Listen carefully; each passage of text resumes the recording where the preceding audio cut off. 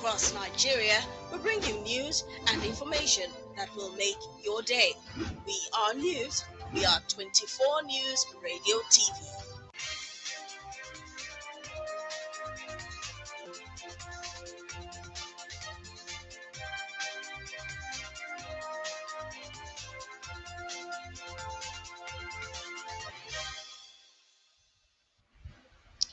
Good evening, beautiful listeners and viewers from all over the world. You're welcome to 24 News Radio TV. This is update happening live by 5 p.m. First, the headlines. Ekiti 2026 disqualified APC aspirants drags party to court, seeks Oyebanji's removal. Court stops PDP convention, orders inclusion of Sule Lamido. ICPC pledges transparency in 2025 asset disposal exercise. Soldiers kills terrorists, arrest 94 suspects. Senate screens Tinubu's nominees for FCC chairmanship, 37 commissioners. CAF unveils free e-visas for fans attending 2025 AFCON in Morocco. Now the news in detail. A fresh legal battle has opened in the build-up to the Ekiti 2026 governorship race as an aggrieved aspirant, Mrs. Abimbola Olajumoke Olawuni, has taken the All Progressives Congress to court. She's asking the Federal High Court in Abuja to overturn the party's governorship primary and stop Governor Biodun Oyebanji from standing as the APC candidate. Olawuni said the exercise that produced Oyebanji was flawed from the start. She told the court that the process ignored basic rules, shut out contestants, and violated both the party's constitution and the Electoral Act 2022. According to her, she met all requirements as a valid party member. She bought the expression of interest and nomination forms and expected to take part in the final voting stage. Mrs. Abimbola explained that she was cleared at the initial level, only to be abruptly removed from the race during the September 24 screening. The suit was filed by her lawyer Abayomi Oluwafemi Olawuyi.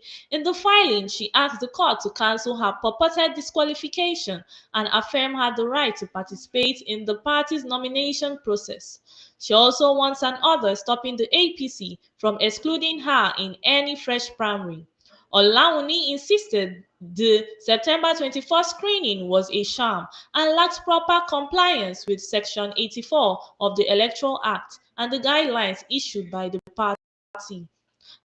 The plaintiff further requested an injunction to halt the APC from conducting, concluding, or forwarding the name of the governor Oyebanji to the Independent National Electoral Commission (INEC) as its candidate for the upcoming election. The matter has now been assigned to Justice Peter Odolifu, who is expected to take it up in the coming days. The Federal High Court sitting in Abuja on Friday ordered the People's Democratic Party to suspend its national convention scheduled to take place in October, Oyo State on November 15th and 16th. Delivering judgment in the suit instituted by former Jigawa State Governor Sule Lamido, Justice Peter Lifu restrained the Independent National Electoral Commission from supervising, monitoring, or recognizing any convention conducted by the PDP without including as the contestant. Justice Lifu held the evidence before the court established that Lamido was unjustly denied the opportunity to obtain a nomination form to contest for the position of national chairman of the party in violation of PDP constitution and its internal regulations. The court affirmed that the PDP was duty-bound to create opportunities for its members to serve by adopting deliberate measures that enable them to pursue their political aspirations. As a consequential order, Lifu directed that the planned convention be put on hold to allow Lamido to obtain the nomination form, mobilize supporters, and conduct campaign. An order is hereby made that before any convention is held, the PDP is to make nomination forms available to the plaintiff. In the light of the above, it is hereby held that the convention be put on hold for the plaintiff to obtain a nomination form, campaign, and mobilize supporters, the judge declared.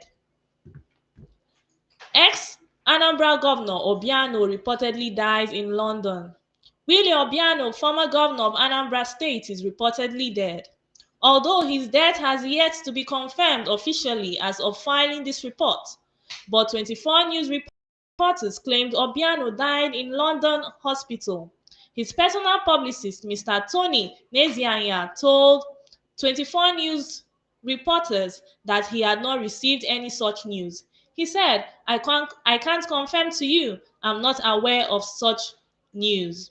24 News reports that Obiano served as governor of Anambra State from 2014 to 2022, succeeding Peter Obi, the 2023 presidential candidate of the Labour Party. Born on October 8, 1955, Obiano hailed from Aguleri in the Anambra East local government area. Recall that he is under investigation by the Economic and Financial Crimes Commission (EFCC) over alleged 4 billion naira fraud.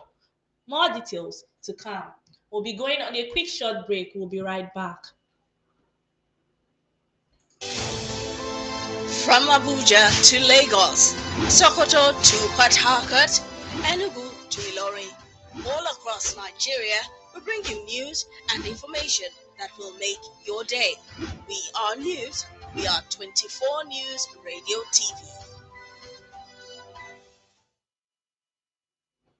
Welcome back. The Independent Corrupt Practices and Other Related Offences Commission has reaffirmed its commitment to transparency, accountability, and due process in the conduct of its 2025 asset disposal exercise. The commitment was reiterated on Thursday during the official bid opening ceremony for auctioneers held at the Commission's headquarters in Abuja.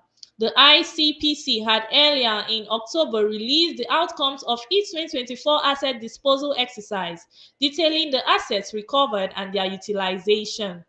According to a statement released to newsmen on Friday by the ICPC spokesperson, Demola Bakare, the chairman of the commission, Dr. Musa Aliyu, represented by the director of the System Study and Review Department, Mr. Olusegun Adigun, emphasized that the disposal process would be rightly guided by merit and integrity.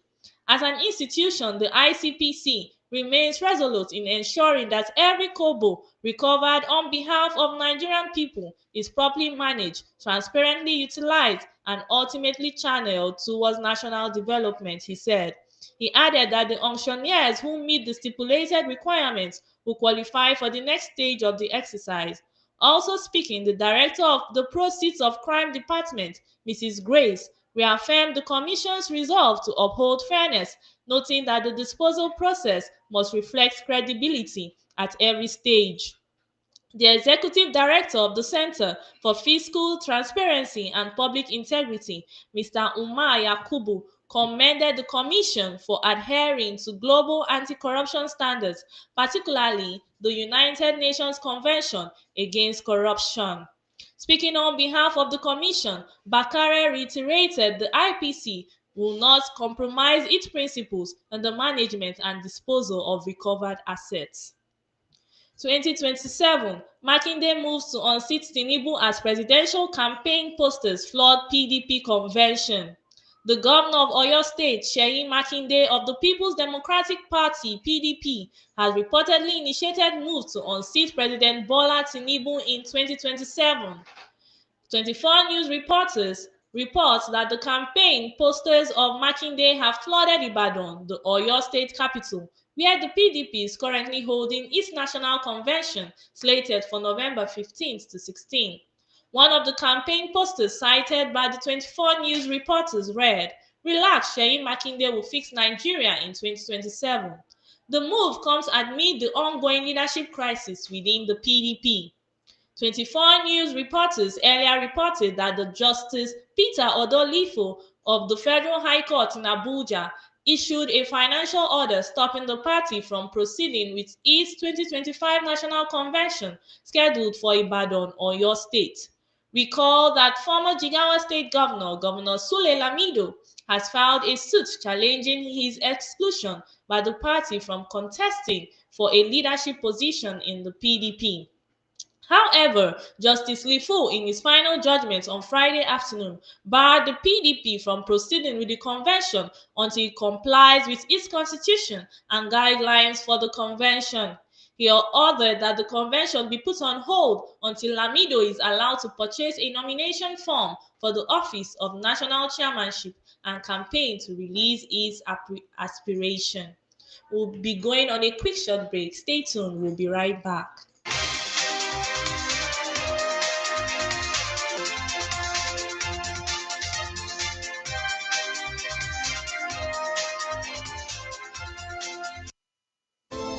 From Abuja to Lagos, Sokoto to Port Harcourt, Enugu to Ilorin, all across Nigeria, we bring you news and information that will make your day. We are news. We are 24 News Radio TV. Welcome back.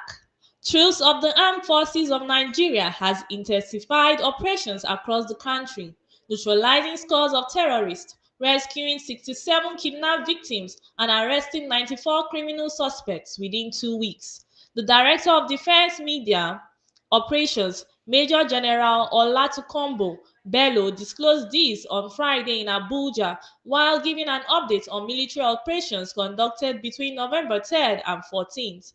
Bello said troops recovered large quantities of arms and ammunition, including automatic rifles, machine guns, RPG tubes, locally fabricated weapons, and IED making materials, in addition to destroying criminal camps and logistic bases. In the northeast, he said troops of Operation Hadin Kai sustained offensive actions in Borno and Adamawa states, killing several Boko Haram and ISWAP fighters. According to him, troops also apprehended 45 terrorist informants, collaborators, and logistics suppliers and rescued one kidnapped victim. Bello said troops of Operation Faj Yama in the northwest killed several terrorists across Sokoto, Zamfara, Niger, Katsina, Kebbi, and Kano states during the period. He added that the troops arrested 2 suspects and rescued 13 kidnapped victims while recovering weapons, vehicles, and livestock. In the north central, Bello said troops of the Operation Enduring Peace responded to multiple attacks in Plateau and Kaduna states, killing extremists, arresting 16 suspects, and rescuing 5 kidnapped victims. The Senate Committee on Federal Character and Intergovernmental Affairs has screened 38 nominees for appointment as chairman and commissioners of the Federal Character Commission (FCC) respectively. The screening exercise held on Thursday was presided over by the committee chairman, Senator Orwell Hancho Onyeso, PDP Rivers East. The nominees were earlier forwarded to the committee by the Senate at plenary following a request from the President Bola Tinubu for Senate confirmation of the appointees. The President's request was read during the Senate plenary on Tuesday, October 14, 2025, after which it was referred to the committee for further legislative action. In line with the Senate procedures, the committee conducted comprehensive due diligence on all nominees. This included security screenings, such as police fingerprints reports and verification of asset declaration by the Code of Conduct Bureau. The committee also assessed each nominee's preparedness and competence to uphold the federal character principles as mandated by the 1999 Constitution as amended. Among the screen was Honorable Mrs. Ayo Hulayat Omidiran from Oshu State, nominated to serve as chairman of the FCC. She appeared alongside 37 other nominees representing 36 states across the Federation and the FCT. Speaking with the journalists after the exercise, Senator Onyeso described the screening as smooth and successful, adding that the committee's report would be presented to the Senate for further consideration and final confirmation. The Confederation of African Football (CAF) and the AFCON Morocco 2025 Local organizing committee announced on Friday that fans traveling to the tournament would be eligible for free electronic visas. The policy benefits citizens of countries that typically require a visa to enter Morocco. Electronic visas to enter Morocco obtained through the Yala app are now free of charge for supporters attending the competition, which runs from 21st December 2025 to 18 January 2026. CAF said in a statement on its website. CAF noted that the move comes as a global interest in Africa's biggest football event continues to grow, with more fans booking tickets for the tournament. Fans are required to have two documents, a fan ID and an e-visa to enter Morocco and gain access to stadiums throughout the competition. A fan ID is mandatory for entry to all stadiums and official fan areas. Supporters can apply for both the fan ID and e-visa in one place inside the Yala app, streamlining travel and stadium access. The fan ID application and e-visa requests are completed seamlessly in the Yala app, ensuring a faster, easier, and secure experience for international visitors and local fans alike, the statement added. In order to benefit from this offer, supporters were advised to download the Yala app via the Google Play or App Store or visit the official Yala website, complete the fan ID form, and if necessary, submit the e-visa request. Once approved, fans can purchase match tickets on CAF's official ticketing platform. The new measures are designed to deliver a seamless, secure fan experience for African showpiece events that will be played across 9 stadiums in 6 cities, CAF said. Morocco, hosting of the tournament for the first time in decades, is expected to bring Africa's football celebration back to the continent, promising thrilling matches and a stage for Africa's top football stars to shine. This brings us to the end. This brings us to the end of news updates on 24 News, radio, and television. Thank you for joining with us. Bye.